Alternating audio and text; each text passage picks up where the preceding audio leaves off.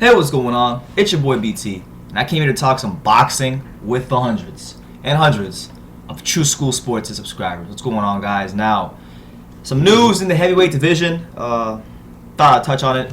I kind of knew while I was in New York, but I didn't get a chance to really get into it the way I wanted in the video. We talked about it briefly on the Google Hangout, I think. So we'll talk about it here. So Alexander Povetkin and Deontay Wilder, they went to a purse bid recently, and Povetkin and his people, they won the purse bid. Lou DiBella put in about $5.1 million on the purse bid. Andre Ryabiniski, he put in $7.1 million. He won the purse bid. So that leaves Wilder, the WBC title holder, heavyweight title holder.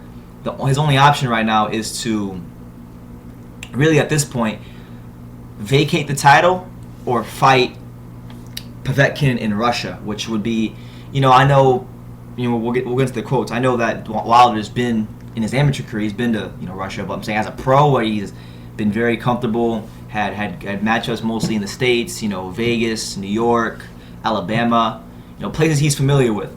Going to Russia is a big step for him as a pro. So he's not fighting no scrub or can. He's not fighting a spoke. He's fighting Povetkin, who is a solid opponent, a worthy opponent, and a step up from Povetkin, from Spilka for sure. So I wanted to get into it because Deontay Wilder's trainer, or manager I should say, JD's the guy that was yelling out, like when he beat Stavern, he was like, "Who can't box? Who can't go 12 rounds?" That guy. If you guys remember that guy, he had something to say about Wilder in his fight, his option to go fight Povetkin in Russia. So here's what he said. I quote: "Deontay was in Russia several times when he fought as an amateur. For him, it's not a problem to come to Russia to fight. Povetkin is a very tough and strong opponent. We are preparing for it, and Deontay is 100% confident of winning."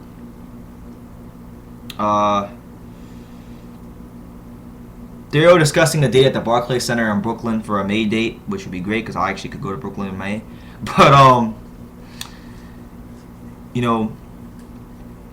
Ryabiniski came out and he said some things too. He said, Povetkin's promoter, he said, "I have 14 days to decide if the fight will take place in the United States. I admit that the fight could take place in Russia. I will review all the involved factors, including public opinion, when deciding on the location." So, Povetkin's manager, like I said, he's saying it's a possibility that he can go fight in Russia. So there is that option of Deontay having to go to somebody else's backyard, and that would actually be great if it did happen in Russia, because then we would get to see Deontay's word get tested, because he got in Theory's face after the knockout of Spilka and said that "I'll go to your backyard, big dog," and he was saying that he'd go to Theory's backyard and go fight him over there, and